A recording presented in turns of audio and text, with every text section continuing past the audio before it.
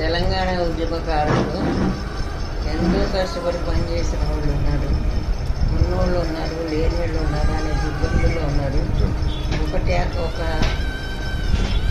ఒక ట్రస్ట్ ఏర్పాటు చేసి కేసీఆర్ గారి ఆధ్వర్యంలో సంబంధించారు.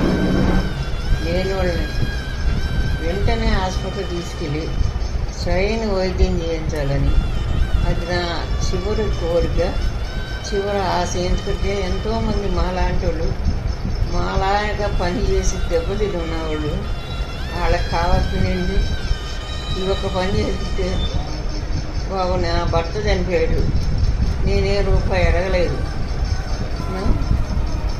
మరి నా పిల్లలు చిన్న పిల్లలు నేనేం అడగలేదు.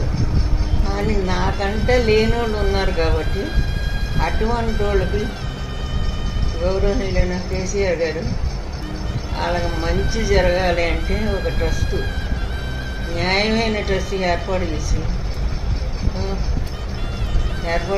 వాళ్ళ ఆధ్వర్యంలో ఒక ట్రస్ట్ నడిపి వాళ్ళకి న్యాయం చేసినట్టు అవుతాడని కేసీఆర్ గారు నేను ఆఖరి కోరికగా కోరుకుంటున్నాను. అంతే.